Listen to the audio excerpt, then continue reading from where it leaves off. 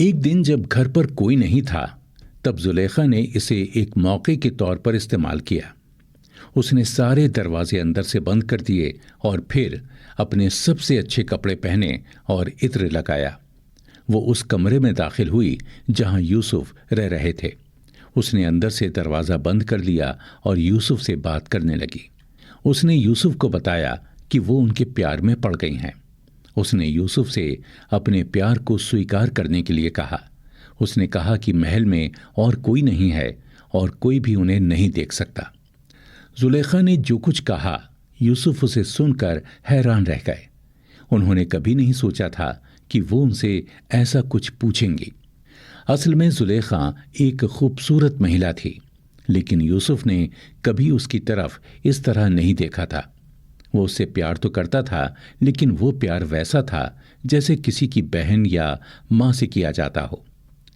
وہ اس کی یہ بات سن کر بھی کافی حیران تھے کہ کوئی انہیں دیکھ نہیں سکتا۔ کیا اللہ جو ہر سمے ہر جگہ موجود ہے اور جو سب کچھ دیکھتا اور جانتا ہے، کیا وہ لوگوں کو نہ دکھنے پر بھی انہیں نہیں دیکھ رہا ہے؟ یہی سوچ کر یوسف نے زلیخا کو جواب دیا، اللہ نہ کرے تمہارا شوہر میرا مالک ہے۔ میں اس سے ایسے پیار کرتا ہوں جیسے کہ وہ میرے والد ہوں۔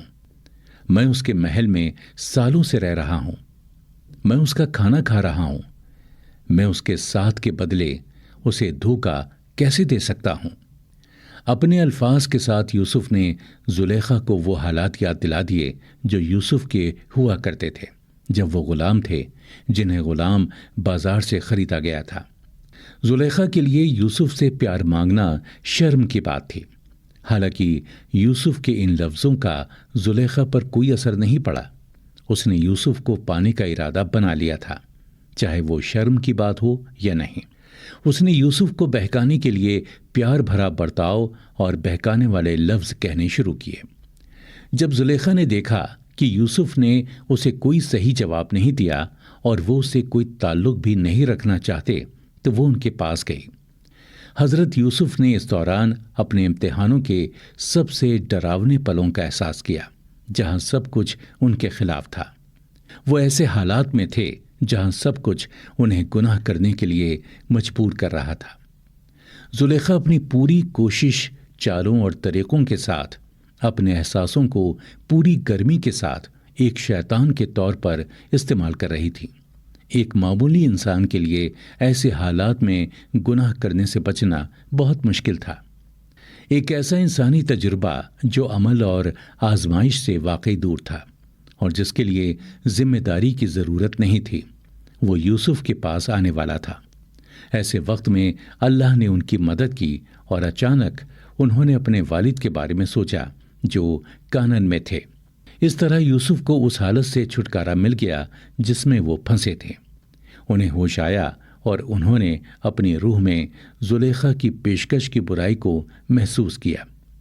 ان مشکل حالات سے چھٹکارا پانے کے لیے یوسف کے پاس شرم محسوس کرنے اور بھاگنے کے علاوہ اور کوئی راستہ نہیں تھا۔ وہ دروازے کی اور بھاگے۔ یوسف کے ایسا کرتے ہی زلیخا پاگل ہو گئی اور وہ بھی ان کے پیچھے دوڑی۔ اس نے انہیں ان کی قمیض سے پکڑ لیا اور انہیں اپنی اور کھینچا۔ قمیض ایک سرے سے دوسرے سرے تک پھٹ گئی تھی۔ اسی بیچ حضرت یوسف نے زبردستی کمرے کا دروازہ کھولا اور کمرے سے باہر نکل گئے۔ تبھی اچانک انہوں نے اپنے مالک قطفر اور زلیخا کے چاچا کو دیکھا۔ انہیں دیکھ کر وہ حیران اور شرم سے لال ہو گئے۔ قطفر اور زلیخا کے چاچا کو بھی اپنی آنکھوں پر یقین نہیں ہوا۔ وہیں زلیخا بھی اپنے چاچا اور شوہر کی اچانک موجودگی سے حیران تھی، حالانکہ اس نے جلدی ہی اپنی حیرانی ہونے پر قابو پا لیا۔ اس نے خود کو ایک جھٹکے سے پیچھے کھینچا اور ایک بے گناہ کا رویہ اپنایا۔ اس نے اپنے شوہر سے غصے اور دکھ بھری آواز میں کہا، تم ایسے کیوں کھڑے ہو؟ یوسف مجھے پریشان کرنا چاہتا تھا، اسے جیل میں ڈال دو یا اسے کڑی سزا دو۔ زلیخا گنہگار تھی، لیکن اس نے خود کو بے گناہ دکھانے کی کوشش کی۔ اس نے خود کو اپنے شوہر کے آگے ایک بے گناہ عورت کی طرح پیش کیا جسے پریشان کیا گیا ہو۔ اس نے جو کیا تھا اس پر اسے ذرا بھی شرم نہیں آئی۔ الٹا اس نے حضرت یوسف پر الزام لگانے شروع کر دیے۔ اس واقعے کے بارے میں سوچتے ہی حضرت یوسف کو شرم آنے لگی۔ وہ اس کے بارے میں سوچنا بھی نہیں چاہتے تھے۔ حالانکہ زلیخا کے الزاموں کے چلتے انہیں اپنا بچاؤ کرنا پڑا، نہیں تو قطفر یہ مان لیتا کہ حضرت یوسف احسان فراموش ہیں۔ وہ شاید یہ سوچ کر نراش بھی محسوس کر رہا ہوگا کہ حضرت یوسف اس بھروسے اور پیار کے لائق نہیں تھے جو اس نے حضرت یوسف کو دیا تھا۔ اسی سوچ کو دھیان میں رکھتے ہوئے حضرت یوسف نے قطفر سے کہا، نہیں، اس کے الٹ اس نے مجھے پریشان کرنے کی کوشش کی۔ میں اس سے دور بھاگ گیا۔ وہ مجھے پکڑنے کے لیے میرے پیچھے دوڑی اور میری قمیض پھاڑ دی۔ پھر میں کمرے سے باہر چلا گیا۔ یہ سن کر قطفر سوچ میں پڑ گیا تھا۔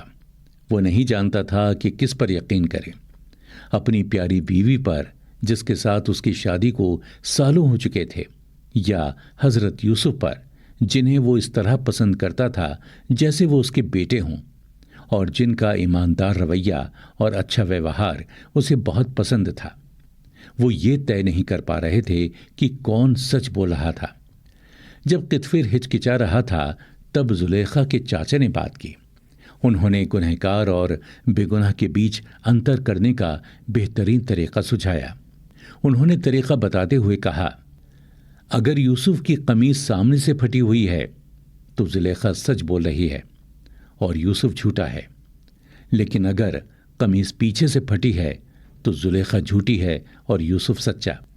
قطفر کو یہ طریقہ پسند آیا۔ انہوں نے حضرت یوسف کی قمیض کو دھیان سے دیکھا تو پایا کہ ان کی قمیض پیچھے سے پھٹی ہوئی تھی۔ اس سے یہ صاف ہو گیا کہ حضرت یوسف صحیح تھے، زلیخا جھوٹ بول رہی تھی۔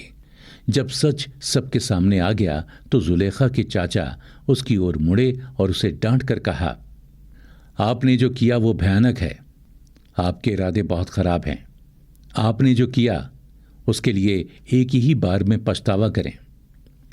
پھر وہ یوسف کی اور مڑے اور انہوں نے کہا، یوسف، یہ صاف ہے کہ آپ بے گناہ ہیں، لیکن جو ہوا اس کے بارے میں کسی کو نہ بتائیں، اسے ایک خفیہ راز بنائے رکھیں۔ پریوار کی عزت سوالوں کے گھیرے میں ہے۔